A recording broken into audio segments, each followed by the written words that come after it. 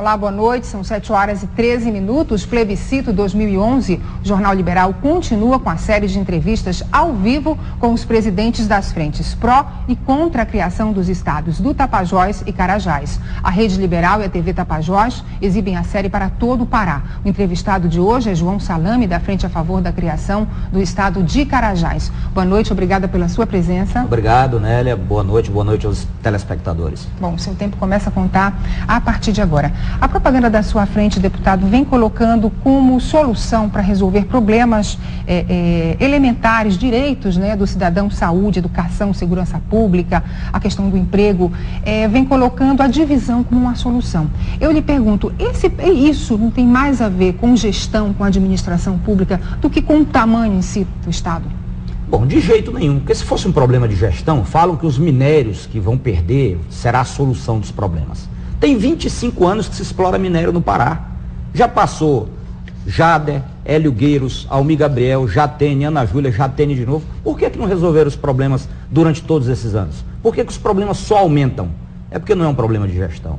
Na realidade, o Pará está sem dinheiro. Não depende do governador. O minério não remunera o Pará. Aliás, um negócio engraçado, Nélia. Às vezes ele diz que são contra a divisão porque vão perder as riquezas do Pará. Aí, na outra hora, para ver como a mentira é grande, diz que os dois estados não têm como se sustentar. Tem que se decidir. Ou é rico ou é pobre. Quer dizer, mas a mentira é tão grande que tentam confundir de tal maneira as pessoas que usam os dois argumentos ao mesmo tempo. Para você ver como os argumentos são frágeis e falaciosos. Então, parece-me absolutamente claro que nós temos que seguir a experiência de outros estados.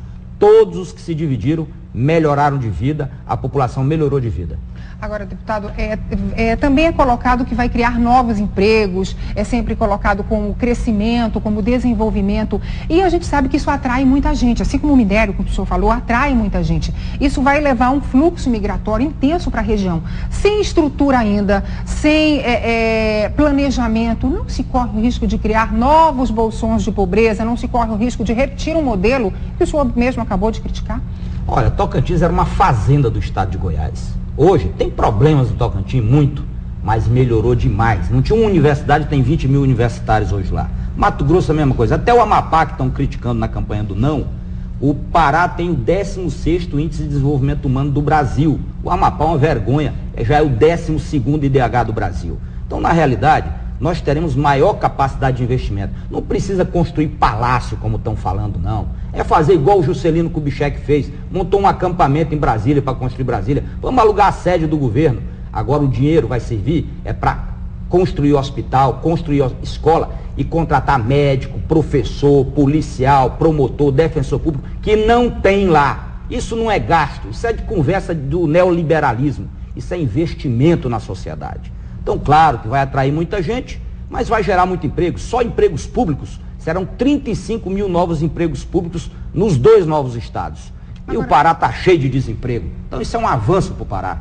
Agora, o senhor colocou a questão de criar empregos. E uma das críticas, na verdade, que fazem é dizer que a criação de novos estados, né, em especial, ela vai gerar cargos públicos. Então, que há um interesse político muito grande. Como é que o senhor rebate essas críticas? Temos que deixar de demagogia. Não existe estado sem governador e sem deputado. Claro, terá novo estado, terão deputados, terão governadores.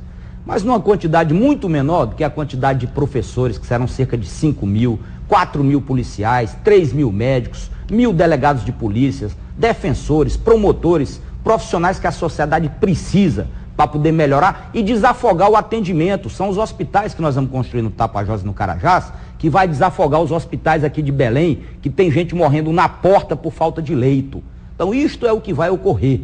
Quer dizer, e agora me estranha muito esse discurso dos políticos. O Pará chegou no fundo do poço. 25 anos produzindo minério. Governado por quem?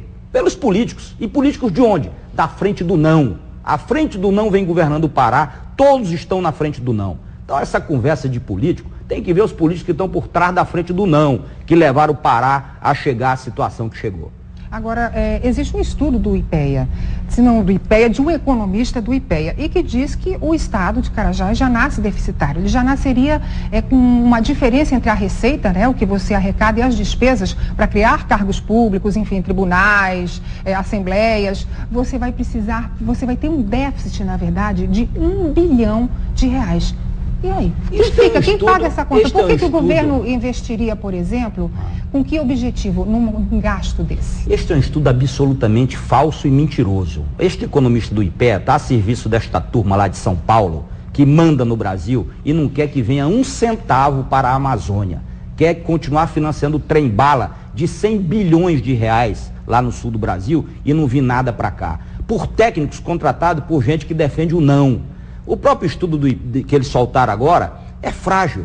Ele projeta este déficit com base numa despesa de 14 bilhões, 15 bilhões, aliás, quando na realidade a despesa do Pará foi de 11 bilhões. Então é totalmente furado. Os estudos que nós temos do economista Célio Costa, que assessorou a criação do estado do Tocantins, entende do assunto, mostra que o superávit do estado do Carajás será de 1 bilhão e o do Tapajós de 1 bilhão e 200 milhões de reais. Pra você ter uma ideia, o Pará gastou nas duas regiões, em 2010, 1 bilhão e meio com custeio, com salário e com investimento. Nós vamos ter um orçamento de cerca de 6 bilhões em cada um dos novos estados. Então, isso não pode ser inviável.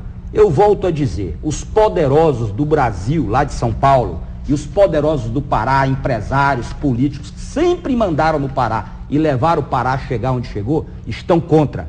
Quando eles estão contra, não é o ferro do minério de Carajás que você vai lá, não. É ferro mesmo que o povo leva quando essa turma toda se junta contra o seu interesse. Por isso, não tenha dúvida em votar sim. Tá certo. Obrigada, deputado, pela sua entrevista hoje aqui.